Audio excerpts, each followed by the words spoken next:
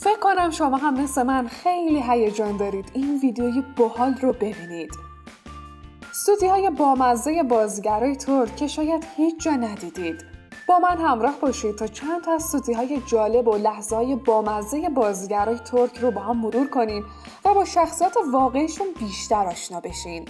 پس بی معطل روی دکمه عضویت بزنید و در آخر هم بهمون بگید که بیشتر به کدوم سوتی خندیدید.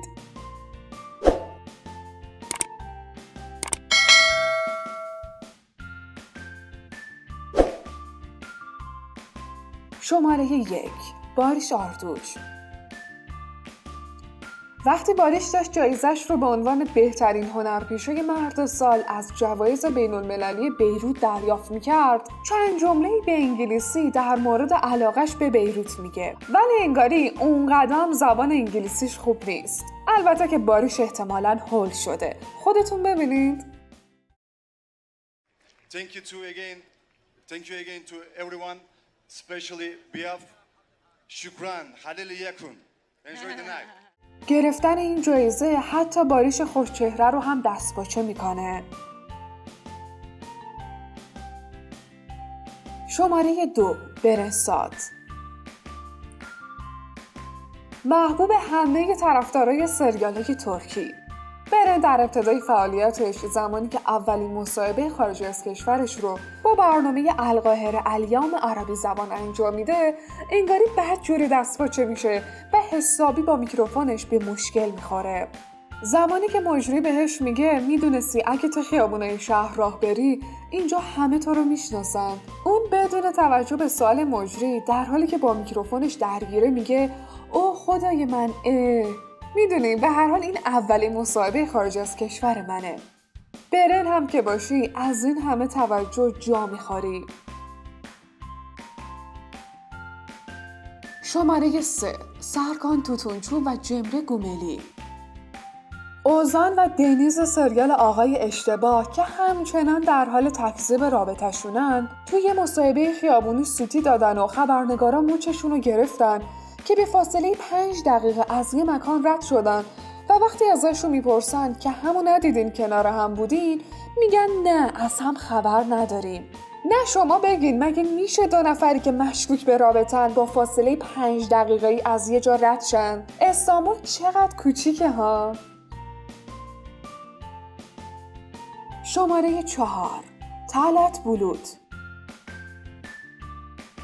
طلعت بولود همون آقا حالیت خوششتای سریال سیب ممنوعه تو مصاحبه جدیدش سوتی داده و لو داده که نسرین جوادزاده یا همون شایکای خطرناک سیب ممنوعه داره ازدواج میکنه.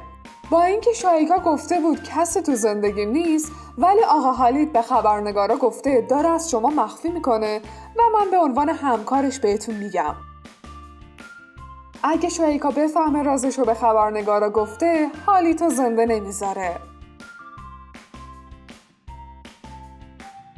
شماره 5. شوالسام. شوالسام بازیگر نقش اندر در سریال سیب ممنوعه توی برنامه زنده اعتراف کرد که توی خانواده‌شون رسمه که برای آرایش کردن به جای رژ گونه و گاهی رژ لب از آب چغندر استفاده میکنن. این اعتراف این بازیگر با تعجب و خنده حاضران همراه شد. توی همین برنامه گفته شد که شوال آوردن اسم برنتا توی مصاحبه ها رو دوست نداره، اما حین تعریف یکی از خاطراتش اسم برند ماشینش رو اعلام کرد که مجری و تماشاچیان حاضر در سالن از خنده منفجر شدن.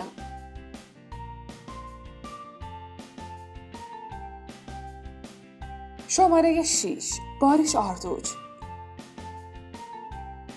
یعنی سوتی از این بانمکتر سراغ دارید؟ توی یه مصاحبه از باریش پرسیدن آیا رازی در زندگی داری؟ باریش هم جواب داد آره دارم موسیقی جاز یاد میگیرم و این یه راز بزرگه که کسی نباید بدونه. شماره 7. ادا اجه. ادا اجه یا همون ییلدیز دوست داشتنی سریال سیب ممنوعه که چند وقت پیش مهمون برنامه بنیم لسویله بود، فکر میکنید با خودش چی برده رو صحنه؟ بله، یه جفت دمپایی راحتی که پشت میز بپوشه. اما مجری برنامه کیفشو میاره بالا و اونا رو لو میده. ادا هم میگه اینا رو آوردم چون نمیدونستم این برنامه قراره چند ماه طول بکشه و میدونم منو به این زودیا نمیفرستین برم. ادا خودش هم میدونه چقدر محبوبه. شماره 8. اگزی مولا و کرم بورسین. داستان از اینجا شروع میشه که اگزی جذاب طی یه مصاحبه ماشینی کرم بورسین رو تا رسیدن به لوکیشن فیلمبرداریش همراهی میکنه. اونا از شروع کار حرفه کرم تا برنامه‌های آینده صحبت میکنن و وقتی به ورودی لوکیشن میرسن اگزی میگه از آخری فیلمی که کار کردم 7 سال میگذره ولی مردم همیشه منو با نقشه‌ای که بازی کردم به یاد دارن. این در حالیه که نگهبان ورودی اونو نمیشناسه و اجازه ورود بهش نمیده. کرم به نگهبان سلام میکنه و سعی میکنه با معرفی کردن اگزی اوضاع رو درست کنه، ولی نگهبان که متوجه کرم شده میگه اگزی رو تا حالا ندیده. اینجاست که اگزی با ناراحتی و به شوخی میگه این تیکه رو قطعاً کات میکنیم، چطور ممکنه منو نشناسه؟ دلم به حال اگزی سوخت، واقعاً حقش نبود.